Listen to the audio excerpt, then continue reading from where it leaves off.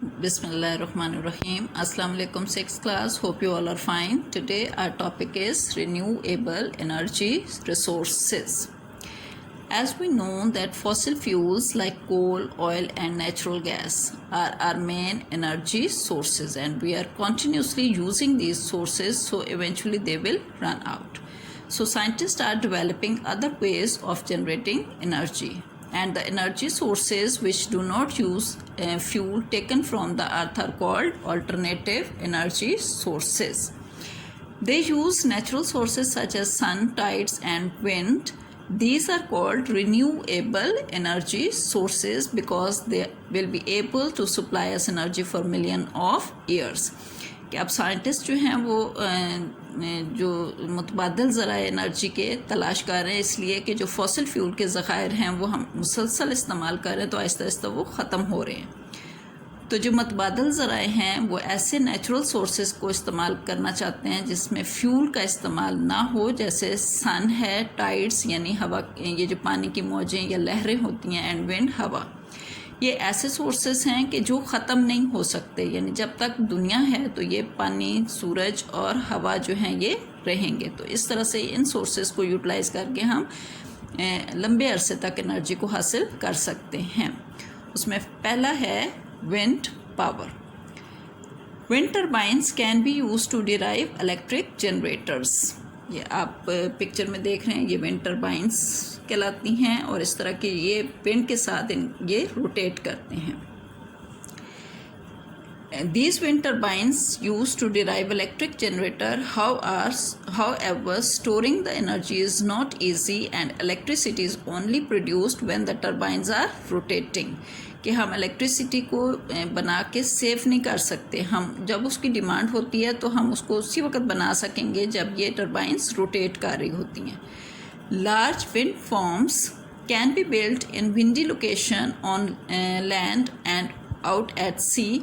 The electricity can then be fed to homes and industries. When the wind blows, other type of power stations could produce less electricity and so burn less fuel. कि इस तरह के wind farms बनाए जाते हैं जहाँ पे windy location यानी जहाँ पे ज़्यादा हवाएं चलती हैं, उस जगह पे इस तरह के विंड फॉर्म्स बनाए जाते हैं और फिर उन से जो इलेक्ट्रिसिटी बनाई जाती है वो घरों और इंडस्ट्रीज़ में आगे भेज दी जाती है इस्तेमाल के लिए। जब हम इस तरीके से एनर्जी बना रहे होते हैं या इलेक्ट्रिसिटी बना रहे होते हैं तो जो बाकी तरीके हैं जिनसे हम फ्यूल का इस्तेमाल करके इलेक्ट्रिसिटी बनाते हैं वो हम कम बनाते हैं उससे। तो उससे क्या होगा कि फ्यूल का जो इस्तेमाल है वो कम होगा और इस तरह फ्यूल की बचत होगी। दूसरा जो मेथड है वो है hydro electric power. Hydro word is used for water. Hydro means water. It means the electricity produced by using water. Fast flowing water can be used to derive turbines in hydro electric power stations. कि hydro electric power stations में जो तेज़ बहता हुआ पानी होता है उसको हम टर्बाइंस को चलाने के लिए इस्तेमाल करते हैं।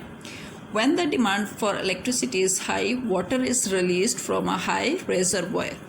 reservoir कहते हैं ज़ख़ीरे को। इन पानी को हम हाइट पे इकट्ठा कर लेते हैं, उन पानी का एक ज़ख़ीरा कर लेते हैं और जब हमें बिजली बनाना होती है तो उस रेजरवायर में से पानी को नीचे गिराया जाता है।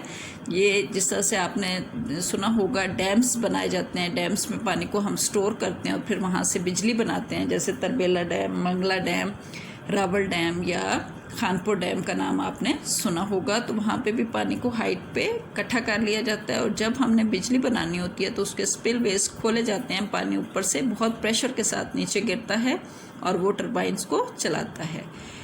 When this water is released, the water passes through turbines. The turbines rotate, driving generators which produce electricity.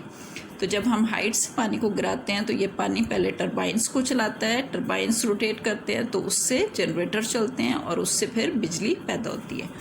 इस पिक्चर में भी आप देखें तो ये हाइट पे पानी को ज़ख़ीरा सेव किया हुआ है, ज़ख़ीरा किया हुआ है और जब इसको नीचे गिराया जाता है तो इससे टर्बाइंस चलते हैं, टर्बाइंस से फिर जनरेटर चलते हैं और जनरेटर से बिजली पैदा होती है और इसको आगे फिर पास ऑन किया जाता है। Hydroelectric power stations have proved very successful in some parts of the world, such as Scandinavia and North America, but they are expensive to build. It is often necessary to change the surrounding countryside by building dams and diverting rivers. This may flood farmland and people may have to be moved from their homes. कि ये जो hydro electric power stations हैं ये successfully काम कर रहे हैं कुछ इलाकों में, कुछ जगहों पे, लेकिन ये एक्सपेंसिव होता है। इसको बनाना बहुत ज़्यादा जो है वो महंगा पड़ता है और इसके लिए चेंजेस भी करनी पड़ती हैं। जैसे हमें दरियाओं का रुख मोड़ना पड़ता है, पानी को सेव करने के लिए वहाँ से लोगों को मूव करवाना पड़ता है, और सम टाइम जब पानी ओवरफ्लो हो जाता है या ज़्यादा इकट्ठा हो जाता है तो फिर उधर सराउंडिंग एरियाज़ में फ्लड्स के चांसेस भी होते हैं। थर्ड सोर्स है हमारा solar energy. The earth gets more than enough energy from the sun to meet all its energy needs. Trapping and using this energy would means that fewer fossil fuels would have to be burned. आपने पहले भी पढ़ा है कि जो सन है ये हमारा मेन एनर्जी सोर्स है, यानी हम सबसे ज़्यादा एनर्जी सूरज से हासिल कर रहे होते हैं, और इस एनर्जी को अगर हम ट्रैप कर लेते हैं तो हमारे जो दूसरे ज़राए हैं जो एनर्जी हासिल करने के, जिसमें फॉसिल फ्यूल्स, उनका इस्तेमाल बहुत ज़्यादा कम हो जाएगा। इसमें से हम एनर्जी कैसे हासिल कर सकते हैं, उसके लिए नंबर 1 है सोलर पैनल्स। ये आपने इस तरह के सोलर पैनल्स आप देखे होंगे, घरों के ऊपर भी लगाए जाते हैं, छतों पे या बिल्डिंग्स के ऊपर, बड़ी बड़ी मल्टी स्टोरी बिल्डिंग्स के ऊपर। तो ये सोलर पैनल्स कहलाते हैं। सोलर का वर्ड जो है ये सन से है। तो ये क्या करते हैं, सन की हीट को ट्रैप करते हैं, सन की जो एनर्जी होती है उसको ट्रैप कर लेते हैं। Solar panels are located on the roofs of buildings and use energy from the sun to heat water.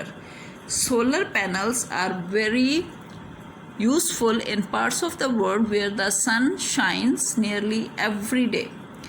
They are less useful in countries in cooler climate zone such as UK. अब ये solar panels जो हैं ये effective तब होंगे जहाँ पे सूरज daily basis पर निकलेगा। रोज़ाना सूरज अगर निकलता है तो फिर ये फ़ायदेमंद होते हैं, क्योंकि ये सूरज की एनर्जी को ट्रैप करते हैं और इस तरह हम इससे जो घर के जो बिजली की ज़रूरियात है उनको पूरा कर सकते हैं। लेकिन दुनिया के वो हिस्से जो ठंडे होते हैं, जहाँ पे सूरज बहुत कम निकलता है, वहाँ पे इनका कोई फ़ायदा नहीं होगा, ये वहाँ पे यूज़लेस होंगे। सेकेंड है सोलर वोल्टेक सेल। सोलर वोल्टेक सेल ये भी सेल्स होते हैं जो सूरज की एनर्जी को ट्रैप करते हैं। सोलर वोल्टेक और photo voltaic cell, photo means light, ये सूरज की जो लाइट होती है उससे एनर्जी को हासिल करते हैं। These cells produce very small amount of electricity when light shines on them. This means that large number of solar cells are needed to produce useful electricity. Satellites obtain their energy from solar voltaic cell. तो ये जो solar panels होते हैं इसमें बेशुमार sales लगाए जाते हैं जिनको फोटो सेल्स या फोटोवोल्टिक सेल या सोलर सेल्स कहते हैं। ये एनर्जी को ट्रैप करते हैं और फिर बिजली की जो हमारी ज़रूरियात है उनको पूरा कर सकते हैं। तो ये जो सैटेलाइट्स होती हैं, सैटेलाइट्स ये आर्टिफिशियल सैटेलाइट्स, जैसे मून जो है वो हमारी अर्थ का एक सैटेलाइट है, इसी तरह साइंटिस्ट ने आर्टिफिशियल सैटेलाइट्स भी बना के स्पेस में भेजी हुई हैं जो मुख्तलिफ मालूमात हासिल करती है ज़मीन के बारे में, स्पेस के बारे में। तो वो जो सैटेलाइट्स होती हैं जो हमारे एक मुल्क से दूसरे मुल्क के थ्रू कम्युनिकेशन का भी ज़रिया है, ये भी अपनी एनर्जी यानी सोलर वोल्टेक सेल से हासिल करती हैं। होप बेटा कि आपको ये समझ में आ गया होगा। इसको ख़ुद भी रीडिंग करके देखिएगा, कोई चीज़ समझ में ना आए तो आप पूछ सकते हैं। Thank you.